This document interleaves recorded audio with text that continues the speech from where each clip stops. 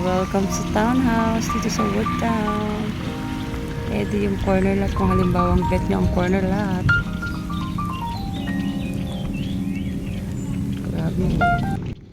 Kagandahan dito sa Woodtown, allowed dito ng expansion. Harap man yan or gusto nyo, isama nyo pa yung likod, magpa-extend ka pa dyan. Gawin mo pa tong another room, itong magiging taas mo, tapos yung ilalim mo, garahe mo. Or pwede kang gawa ng balcony, pwede. Kasi may mga townhouse kasi na ibang subdivision, hindi nila inaalaw. Parang pwede lang bubong, tapos gate. Pero dito sa Woodtown, allowed po yun. Pwede ka pa magtindahan dito eh. So dahil pa naman ang magiging nakatira dito. Papatok dito kapag may negosyo ka rin. Ganda rin ang corner lot, no? Tapos may balcony ka rin sa gilid. Maganda. Kaya lang, available natin ngayon sa corner lot, dito sa phase 2. Ilan na lang din. Talagang maraming nag-aabang ng mga corner lot. Ito lang yung pinaka main gate, oh. Main gate na Woodtown. Tapos ang available na phase natin, phase 2, which is doon. Doon siya banda, phase 2. Tapat na tapat lang ng main gate, oh. Ito yung main gate. Diba? So, maganda mag-avail. Hello! Nandito tayo ngayon sa Woodtown. Makulan na tripping. Ayan. Hinihintay ko yung client ko. So, habang naghihintay, quick tour tayo dito. Dami ko na dito video. So, papakita ko lang yung progress. Nagbago yung dito sa side. Kasi, ito yung, aray ko, mulan kasi. Kapayong ako. Ito yung pinaka-main gate ng Woodtown. Dito kasi sa loob ng Woodtown, merong 5 phase. Phase 1, 2, 3, 4, 5. So, ang available natin ngayon, phase 2.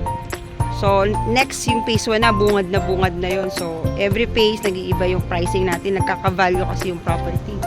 Ito yung napansin kong nagbago, oh. Nagkaroon sila dito na, alam ko talaga, itong part na to, commercial. So, yan, parang nag-isa na sila dyan mag-build ng something. Yan, parang yung mga gamit, mga construction materials nandyan. Pero alam ko marami pa dyang ilalagay, like, mga bilihan ng mga bagay-bagay, ganyan. Pero, marami akong mga buyer na nakabili na dito. Yung iba, plan nila, yung mga na-avail nilang bahay. Kasi dito, hindi naman mahigpit eh. Pwede sila mahigpit, pero kailangan nyo pa rin i-request syempre yung kung ano yung plan ninyo para ma-approve kayo. Nag-expand sila dito. May mga subdivision kasi na mga townhouse na hindi nila inaalaw yung expansion. Pero dito, allowed yan. Kung gusto nyo pa-extend tong part na to, yan, lagyan nyo dyan ng terrace, lagyan nyo ng kwarto or balcony, pwede yan. Or magtindahan ka pa dito sa harap. Pwede po yan. Kaya, ayan, ito. Example po ito ng corner lot. Yan. So, dito na yung client ko. Ayan. So, mag-tripping muna tayo. I-meet ko muna yung buyer ko. Bye! Maulan na tripping. Dito tayo ngayon sa Woodtown. Ayan. Hintay ko yung client ko para tingnan. So, maulan na ako pumasok dito sa loob. Ayan yung pinaka-entrance ng Woodtown. Gumanda na siya. Ayan o. Nakita niyo yan. Woodtown. Ito. Woodtown Residences. Yan.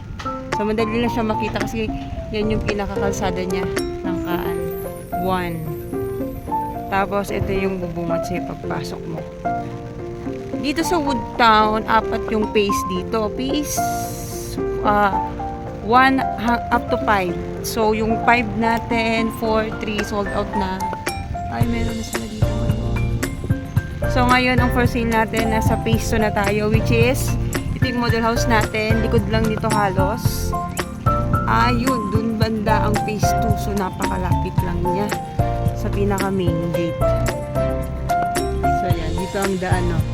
Kapag papunta sa mga phase 2, 3. Ang ulan! Hindi na lang naka-rubber tayo. Tayo dito. Yan o, ang bilis. Tapos na yung amenities. Ay, covered court! Ay, kita ko covered court siya. Aray! Teka. Ito tayo. Phase 3. Sold out na kasi ang phase 3 natin. Meron man dyan mga re-open. RFO na.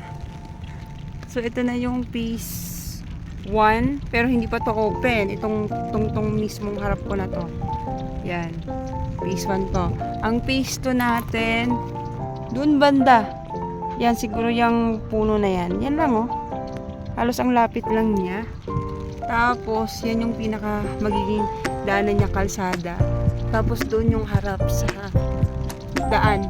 Diyan sa harap ng model house na to. Doon ako galing, oh. Doon yung pinaka So, yun. Diba, ang ganda ng pwesto ng available lot ngayon kasi eto lang siya, harap lang siya ng pinaka main gate. Ayun yung main gate. Tapos, eto lang po yung phase 2. Tanaw lang siya. So, syempre, nakikita nyo, wala pa siyang mga bahay kasi pre-selling pa siya. 2 to 3 years pa ang turnover nito. Yan. Pero kung dito ka kukuha sa phase 3, ganyan, sold out na po tayo dyan. Kung may reopen man dyan, iba na po ang value ng or price ng unit kasi gawa na siya. And also, yan, yung mga nakatira na rin dyan. So, ito yung next natin. Mas malapit na. Papalapit na papalapit. Ang bilis lang maubos ng unit dito. O, diba? Samantalang ilang phase to. Napakarami dito pero sold out agad. Kasi yung paglabas mo kasi dyan, ayan o, kalsada na. Tricycle, tapos pagdating mo doon sa kanto, talipapa na. May school na dyan yung academy. Tapos, malapit sa Robinson Mall, SM Dasma. Dito lahat. Ayan o. Kapag corner lot, ganito yung sample ng corner lot ng unit nila. So, laging may fence. Lahat ng unit, townhouse ito eh. Lahat ng unit, pag tinurn over, included itong may fence. Tapos, kung corner lot ang aabil nyo po, ayan, ito siya. Ganda. Ito nga, dito ako lalagyan. Ay, sorry.